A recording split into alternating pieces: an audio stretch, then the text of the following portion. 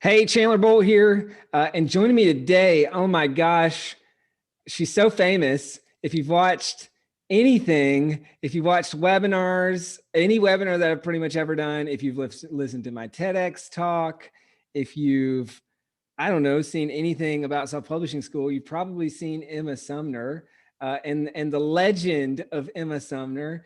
She's awesome. And so she is one of our youngest authors and is actually, so she wrote her book at 8 years old. Maybe you're familiar. We're going to get into that a little bit. 8-year-old Emma Sumner just wrote this book, has inspired so many kids to write and publish books. I mean, I know Omer on our team, his daughter Savea is about to publish her book. I mean, just like this whole ripple effect. We've got kids coming to self-publishing school conferences now, writing books. The Omen family with Anita and her kids, and so just really, I mean, it's unbelievable. Her and I were on TV together.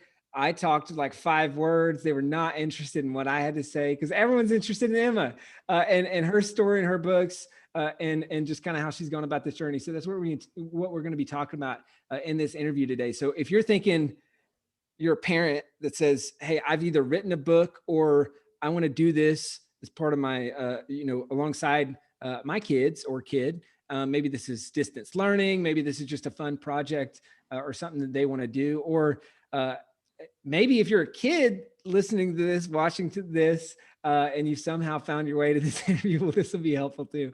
But this is gonna be awesome. So Emma, welcome. Great to have you here. It's nice to be here. Thank you. Yeah. So talk to us about, I know I've told this story a bunch of times, but I'd love to hear it from your perspective. Like what inspired you to write your book? How did that come about? Yeah, okay. So me and my dad and my sister, we were having lunch one day and he was working on something and I was really curious on what he was working on. And so I asked him and he said, I'm writing a book. And I was like, what kind of book are you writing? And he said it was about physical therapy. And I was like, that sounds cool. I want to write a book. And he said, okay. And I think he was thinking probably like one of like the books that you staple together, right? Because I've made a lot of those. And um, so he said, if you can write 150 words, and if you can write all that and the characters, then I'll help you write it. So I said, okay. So I got a notebook that I just found, and then I worked on the characters and I worked on the idea for the book. And then by the end of the night, I had over 170 words. Oh my gosh, that's unbelievable. And so, backtracking a little bit, this is for parents listening, and I say this all the time: parents, your kids are watching. They're watching what you're doing. That when you commit to a goal, they're watching you either go after that or not go after that, complete it or not complete it. In this case, Sean had joined self-publishing school years ago. He's been on the team now for years. Huge part of what we're doing at self-publishing school and just our ability to grow and to help people. And so that preceded this, right? And so he said, hey, write 150 words. You did that in the first day or first night. How'd you do that? Like, how did you even think through the characters and the plot and all that? Yeah. So at the time, I was really into like fairy books, like the Neverland series and all that stuff. And just had magic. I was a lot into magic. So it was pretty easy to come up what I wanted to write about. And the characters, it took a little bit of time. Like a lot of family came over for dinner that night. So I quickly ate my dinner and then I went back down and I kept writing. And I was just thinking like of the different traits that I would want to have. And so I put that in each of the characters and I made them like Mm. all their own character. Oh, that's cool. So the different characters had different character traits that you wanted to have. Yes. The Yeah. traits that I wanted to have, or like by the end of the book, they did have it, even if they didn't Ah, start with that's it. cool. Yeah, that's great. That's awesome, man. What a great parallel. How did you uh, how did you even come up with all this? Like uh, the story, like did your dad give you like, hey, here's a couple things that you should do? Did he just say, hey, 150 words, just free write? Like how did you even come up with this concept of like, okay, there are these fairies, like they're embodying traits that I want to have by the end of the book, they'll have that. Like, did you go here's the beginning, here's the end, now let me fill in the middle? Did it just kind of unfold? Like, what did that process look like from going from your first 170 words? We kind of talked about that a little bit, but then from that to actual draft of the book. Okay, so once my dad found out like I wrote it, right? I wrote the 170 words. He realized I was serious. So then I actually had to like really think about the different characters, and I had to really think, what is my story really going to be about? And at the time I was very like, I read a lot of books, so it wasn't really too hard to come up with a concept of what was going to happen. And it kind of just came to my mind, and I was like, yeah, that works. So I worked on that, and then I just grew my ideas from the original idea I had about like a crystal that went missing, right? And then I just kind of, all of my ideas spread out from there. Yeah. So did you, because I know we talk about this on the fiction side of things sometimes, like this idea of a plotter versus a pantser. So kind of someone who, plotter being someone who plots out, hey, this is all I'm going to write. Pantser who kind of writes by the seat of their pants and just like lets the Yeah. story unfold. Which one of those were you? I was definitely the second one. Yeah, It nice, was, nice, it all just kind of came to me. I wrote it down, and then everything that came to me, I kind of just wrote it down, and then I just chose the one I liked best. Like nice. the book I was writing after that, I tried to like plan everything out, and that was a lot harder for me.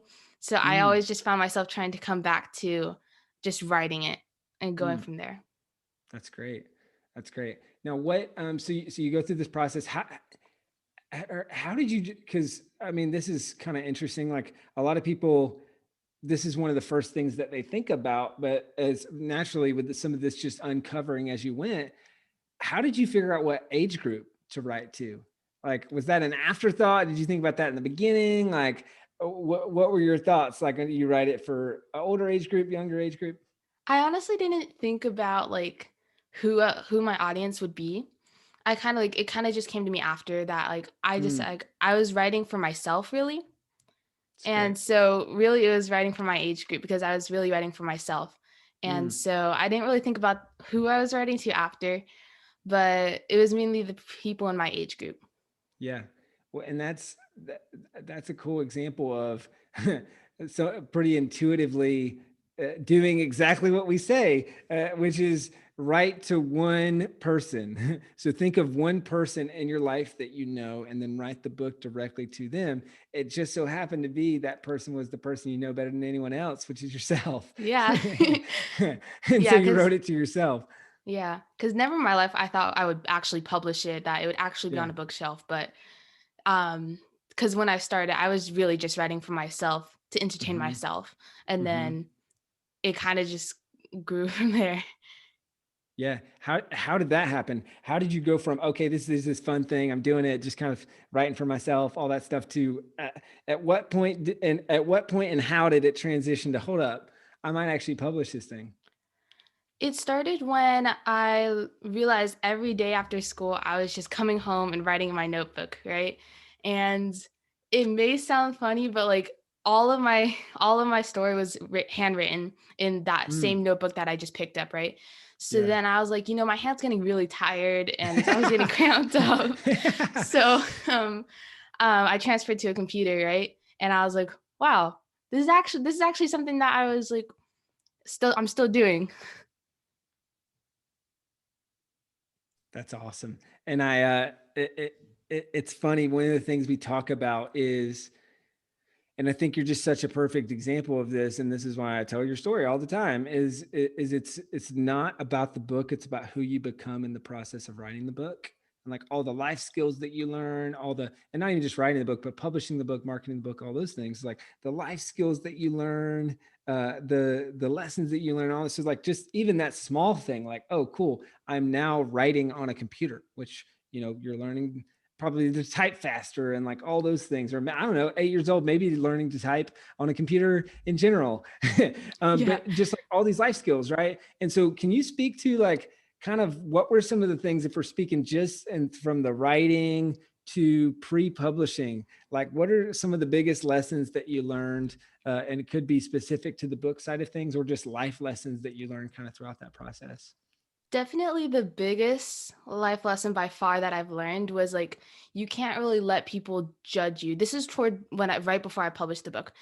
Because right before I published it, I was kind of like in my room and I was kind of thinking like what are people at school going to say, right? Because I was still thinking like what are people at school going to say about this? And how are they going to react? And I was just really nervous about what people would think of me. And then it kind of just taught me like you can't always let people like what you think people are going to say or react allow you to not do something that you want to do. Mm. And how did you get through that? Because I remember, I know your dad's told me that story of like, what if no one likes this book? Like, what are people going to think? And almost that feeling of getting all the way to the finish line. Maybe I shouldn't publish this because maybe people aren't going to like it. And I think there's so many adults who haven't pushed through that fear. And that's why they have a finished book that they haven't published. Right. And so I guess my question for you would be, how did you work through that and kind of work up the courage to publish, and any tips based on what you learned from that, either for kids writing books or for adults writing books who are afraid to press that publish button? Yeah, I mean, I went through like the same exact thing they did, and I'm still going through that right now. Like the fear of being judged by people. But you kind of, the thing that got me through it is like not everyone's gonna like it, but that's okay because most people, they'll most likely like it. And even if they don't, it's something that you started to write for yourself and not for, or for that specific person that you were just talking about. Like, if you know that that one person that you're writing for is gonna like it, then you should just do it. That's great. That's just such a great lesson. Now let's fast forward a little bit. So it's all right. This is fun. This is just for me, which is, it's funny how similar our journeys are. Actually, is very similarly. Is like my first book. It was, I said, hey, this is for a handful of friends. Like, I probably won't even publish it. But then exact same thing is what happened to you, is like through that process, you're like, hold up, I could actually publish this thing. So you round the corner, you say, hey, I'm all right, I'm going to publish this. Walk us through that process. What was the process of taking it from the book's finished to actually publishing? How did you do that? And what were the lessons that you learned? Okay, so right before I published it, again, I went through that fear of judgment. After I kind of got over that, I was still nervous throughout, but I started getting my family to like help me spread the word, right? And at first, I was really only, again, writing for myself. So I didn't think that many people were going to read it anyways. I didn't think that hundreds of people would read it, right? I just thought that it'd be like me, my family, a couple friends that would actually read it. So, but then my family members, they all told everyone, and that's what got me a little nervous too. Yeah. They that's what kind of what got me nervous too. I was like, oh, people are actually going to read this, and it's not just people I know, it's going to be other people. And so again, that fear came up again a little bit when that happened. I was like, people, what if people are going to leave like mean comments, because I don't know them personally. And so I kind of just had to get over it again, and it was kind of a struggle the second time once I realized that people were actually going to read it. But I just had to get through it. And once we published it, I realized it wasn't really as bad as I thought it would be, right? Because Yeah. um, all the all the people that did read it, they liked it. And again, there was like a couple mean people, but right Yeah. there, it doesn't really matter as long as the people that I really wrote it for like it, then I'm happy. Well, and that's how you know you've made it. Yeah. And it's like, that's why internally at SPS was like, we always celebrate the your first 1-star review. Because Yeah. that's, I mean, if everyone likes it, then you're probably not reaching enough people, or you haven't actually, created something meaningful, right? Because Yeah. if you create something meaningful, some people are not going to like it. And so I think that's such a great takeaway of, yes, there were people along that journey, um, Yeah. writing mean comments or putting the first 1-star review, but that's an accomplishment, and it's something to celebrate along the journey. Yeah, honestly, the first negative review I got, I was a little bit upset because it was mainly talking about how people didn't really think that I wrote it, right? And I was really Mm. like, I kind of got upset by that. But then I kind of like, I thought about it and then I ended up taking it as a compliment. Like, is it really that good where you don't think I actually wrote it, right? So you kind of have to take the mean comments and kind of turn it into something that is like a compliment, right? That's fantastic. That's awesome. And a great lesson for folks. So talk to me about your launch. How did you launch this book so successfully? I mean, you sold all kinds of books. I think there was a partnership with like a local restaurant as part of the launch. Like there was all this different stuff. So can you walk us through like, what did you do to launch the book and how did that go so well? I honestly really can't take all the credit. A lot of it goes to my aunt who really reached out to a lot of people. She's really great at marketing. So she got the people to the news interviews, right? And so a lot of it goes to my aunt. And it's actually her birthday today. So yeah, and So happy birthday. yeah. But yeah, so a lot of the marketing went to her, and then just like my family members in general, they all just told people, and if they read it and liked it, they told other people who got it as gifts for their niece or nephew. And the more people that like it, or the more people that reach out, then those people that they reach out to people that they know. That's great.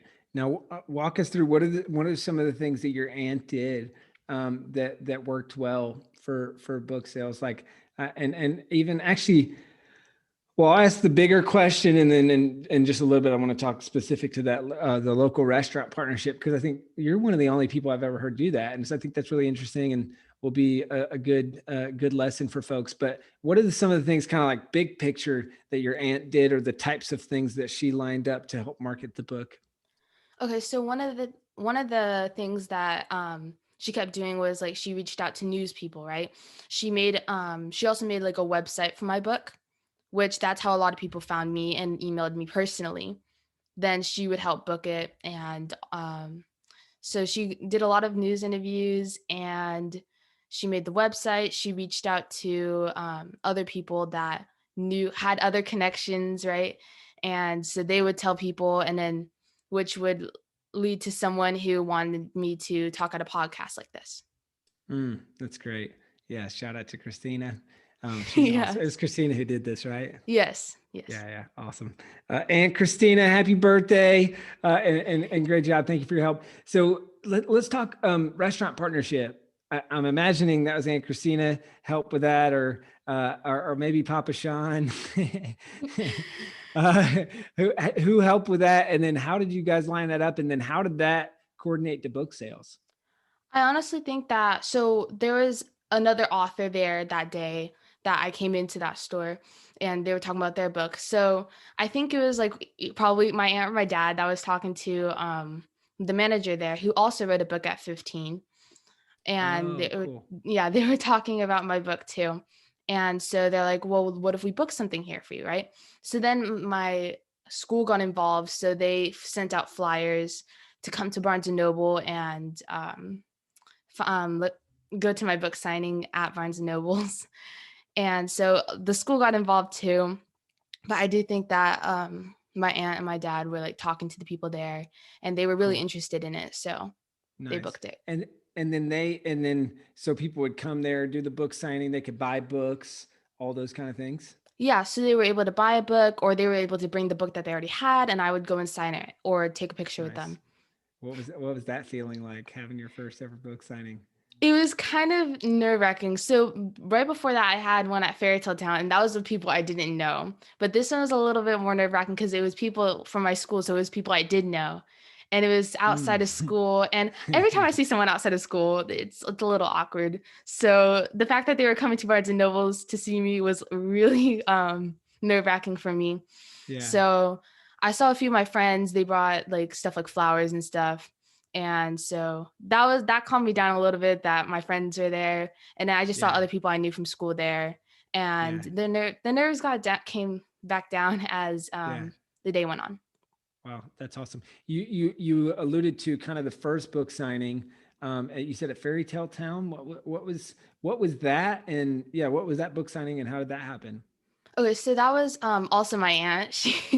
She booked Fairy Tale Town, which where they were doing like an author, like I'm not really sure what it was. It was like a ton of authors came together and they had their own booths that were selling their books mainly for kids. It was um they were doing the Fairy Tale Town. There was also like other kids publishing stuff and other authors for kids books. So I came there and that was my first one. It was pretty exciting because I liked Fairy Tale Town already.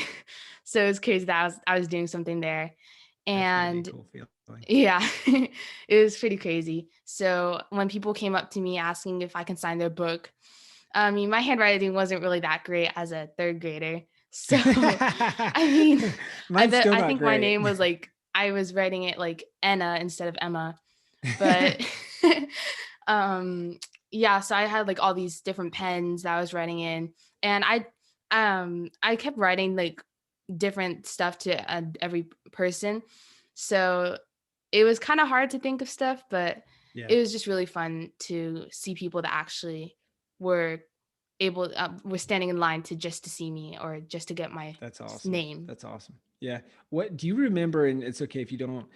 Do you remember at all how many books you sold at either one of those book signings? I honestly don't. Was it Um, like 10, 100, couple hundred?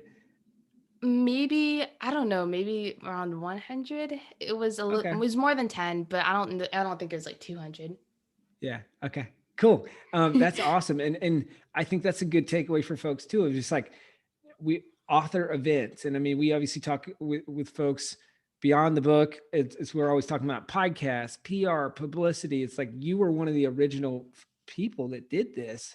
And I think it's just such a great model of like you went on TV, you got in the local newspaper, you did a book signing, like all those things kind of created this grassroots movement where, like you said, it's like there's family buying it, and then it's friends of family, and then it's friends of the family, right? And then it's people at your school, and then it's the book signing people that you don't even know. And it's just like kind of this grassroots movement that can start locally, but then when that ties into what you're doing on Amazon, and now you're getting reviews for your book on Amazon, when then now that's rising, and so now it's more discoverable statewide, nationwide, around the country, around the world, all those things. So I think just a great example of using publicity, using speaking opportunities, or I guess not speaking. We haven't talked about the speaking opportunities yet. We will in a second, but book signings or author events to sell books. So those are this is great examples there. I'd love to transition a little bit to the speaking side of things. So you've since done speaking, which is Yeah. just awesome. How did you tell us the story about how you got your first speaking gig and what that looked like? The first speaking gig was at a local TV place. It was Sac and Co. Mm-hmm. And I was very nerve-wracking. I was very I was a very shy person, a very shy kid. And so the fact that I was gonna speak on TV was way out of my mind. So Mm-hmm. I was probably like about to cry right before I went on. But once I got there, it was really local, so that kind of calmed me down. And they were talking to me, and I kind of just had to pretend like that the cameras didn't exist, and I was just talking to that one person. Because I think if I kind of thought about how many people were actually watching it, I don't think I would have done it. Yeah. That's great. And it's funny the parallels throughout your story, right? As it keeps coming back to speaking to one person. And how Yeah. when you do that and you do that well, it just amplifies to so many more people. So how many times have you been on TV at this point? I'm not really sure. I think maybe 5 to 6. I'm not really sure. Okay. Yeah. That's amazing. So you guys started, and obviously your aunt was helping with that, and you guys started, reaching out to local TV, and then that kind of sparked around and helped build even more momentum. Any tips for folks based on what you know or what you saw your aunt do for other kids or even adults who want to get on TV to talk about their books? Anything you learned or any tips on how to do that? Um, at the time, I didn't know anyone. I was an 8-year-old. So Yeah, I think yeah. like the best thing is like make connections to, even if you don't know anyone personally that can get you that. I was really lucky because my aunt was someone that could do that. But if you just know someone who also like, if you know them and they like your book, maybe they're going to tell someone and maybe they know someone, right? Yeah. Then once the word gets around, then someone that really likes your book, someone maybe that you don't even know, but there's a chain of people that you do know that Yeah. brought them there, they're going to know, and they're going to get you that connection to speak Yeah. at like TV shows and Yeah. stuff. That's so great. And that, we call that advocate. They're your advocate, right? It's like, and I think this is a big thing, Emma, because a lot of people think like, oh my gosh, Emma's so lucky. Her aunt is like a great marketer and like plugged in, and I can't do that. I don't know Christina, all those things, but it, everyone knows someone who Yes. maybe knows someone who knows someone. Exactly what you just said. It's like maybe you're 1 degree away, 2 degrees away, 3 degrees away from someone who works at a local newspaper, or from someone who works at a local TV station or radio station or whatever. And just that simple outreach of just like, hey, send them a book, give them a Yeah. book, Yeah. and And say, hey, honestly, who do you like, know that could help? Yeah, go. yeah, honestly, it doesn't really matter like who you know. Like, I was very lucky that I had that person in my life to do it. But I Yeah, think that you should just take all the opportunities you can, because you never know. Like, if you're just signing at this one really, really local like coffee shop or whatever, right? yeah. Even if it's not as big as you want it to get, Mm, just do it, because then someone that's there, then they're gonna know someone, right? And that just like every opportunity you take, it will definitely spread out to other people. that's so great. It's such great advice. Now, so you talked about kind of your first speaking gigs in a TV setting. Talk to me about, I know you've spoken at a couple schools now. That's pretty cool. How'd you get your first speaking gig at a school? What did that look like? So one of the teachers that went to that school, they read my book. Their children read that book. They really liked it. So they emailed me and they asked me like, "Do you think you?" Or they emailed my dad, asked if I could speak there, and so we said yes. So they talked to their principal and they got everything set up. They sent me like the amount of people that wanted a book or that ordered a book. So I signed all of them, and then we brought them back when I was speaking there. So it started like with one teacher Yeah, usually, and they would really like it and they'd want to tell their class, and then they would tell yeah, the school. that's awesome.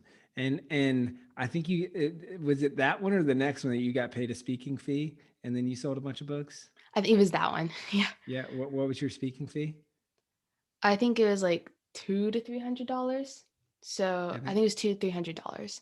yeah, I think it was 250 if I remember correctly. Yeah. That's unbelievable. Yeah.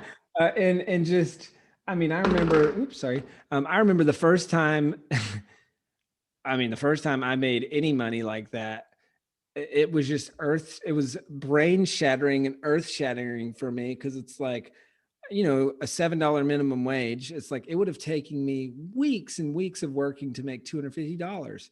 And I mean, at 8 years old or 10 years old or however old you were by the time you did the speaking gig, it's like, that's just crazy.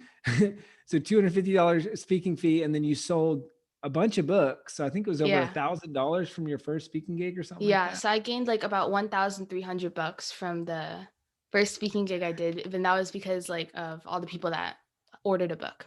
Ordered the books. Yeah. And I remember your dad saying, you guys did basically, you sent out a form, I think it was, to every kid in the school. You gave it to the school to say, hey, hand this to the kids. Their parents can fill this out if they want a book. And then they put cash along with that or something like that. And then their kid would bring it back. And then they gave you all the forms, and then you got the books printed and signed the books and all that stuff, and then showed up to speak. And then you had already pre-sold kind of all those or a bunch of books. Yeah. So a lot, yeah, we did the flyer thing, and then they like attached the money. And then they brought it back into like these yellow envelopes. So that was one of the speaking gigs. And then the other one, the school took the money directly and then they wrote a check Mm. after. Oh, cool. That's cool.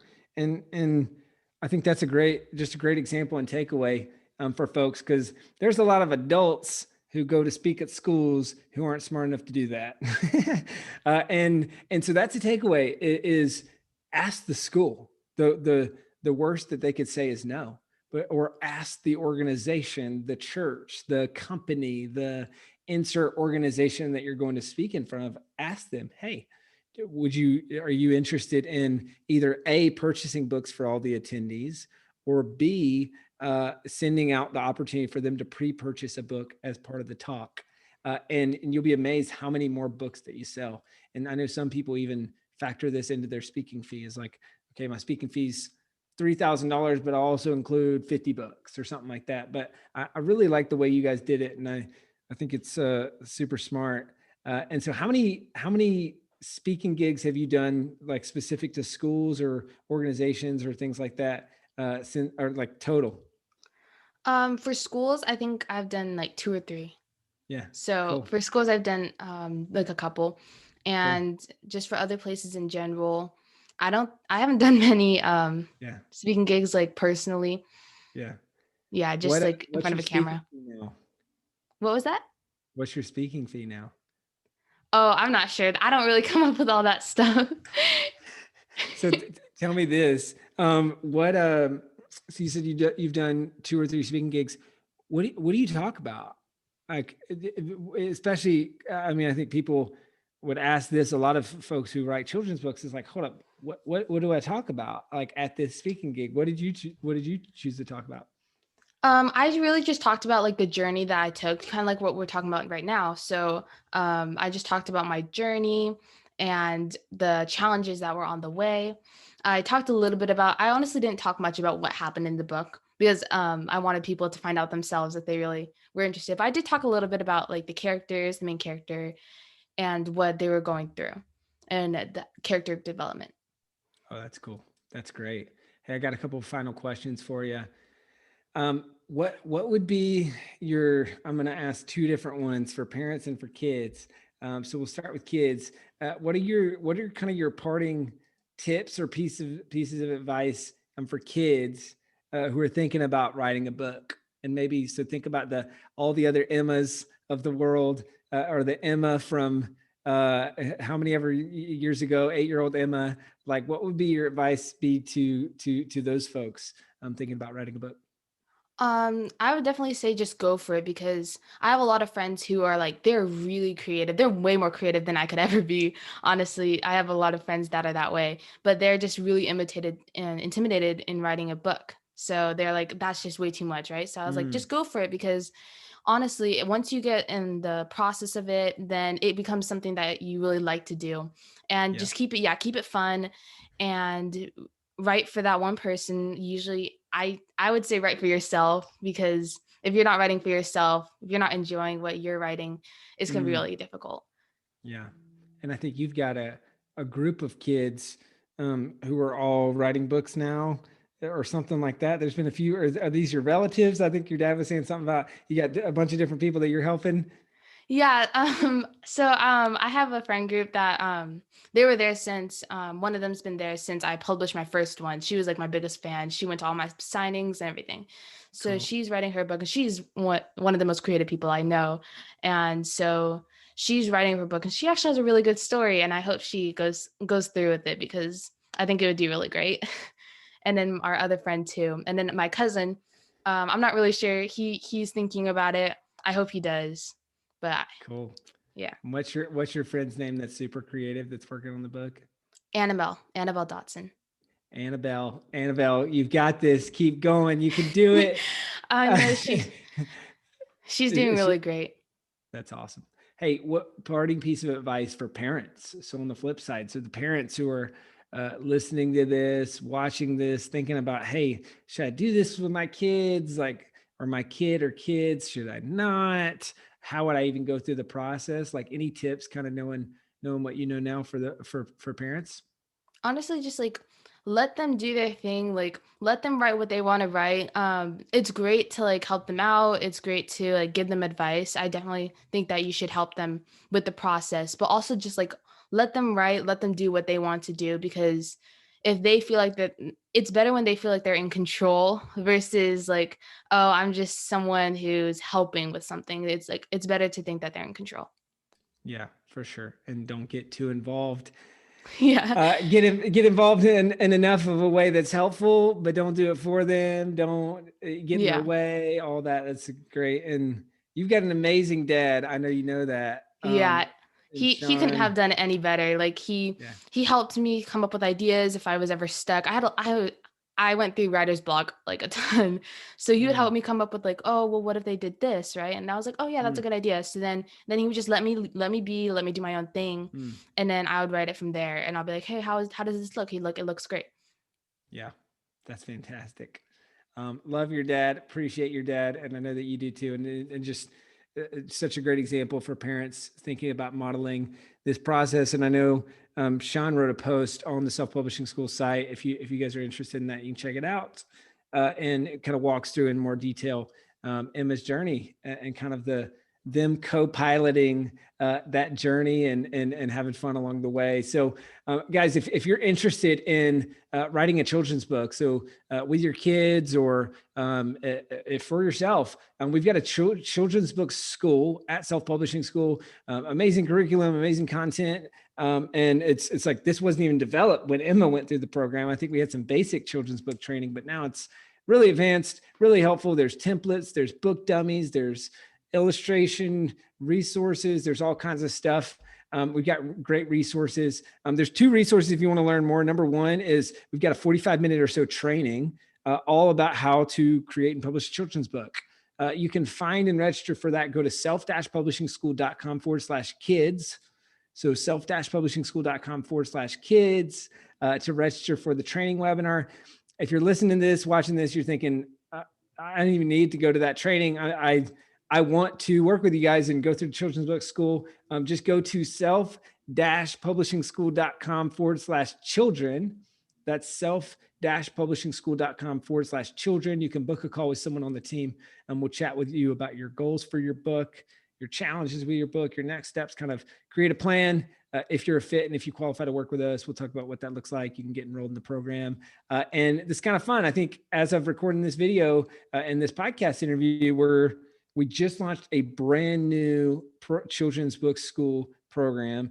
And the first 100 founding members are funding a library in a third world country through Fund a Library. So really cool. I think we haven't quite hit that 100 mark. We're very quickly approaching that. It's been really cool to see just the traction so far for the children's book school. But depending on when you're watching this or seeing this, if you sign up for the children's book school, you'll be one of those founding first 100 members. So self-publishingschool.com/children to book a call with the team.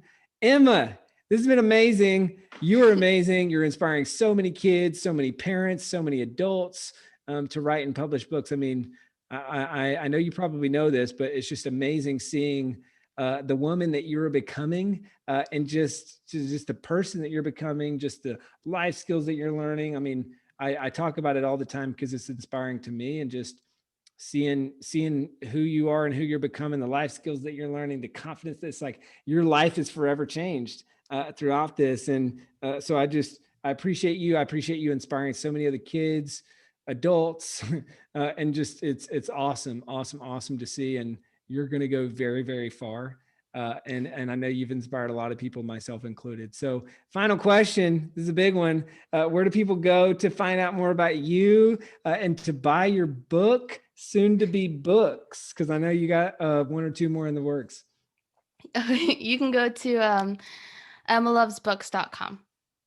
emmalovesbooks.com. Emma Sumner. You can also just search Emma Sumner on Amazon. Find her book, probably soon to be books on there as well. So Emma, you're awesome. Thank you so much. This has been amazing. Thank you for having me.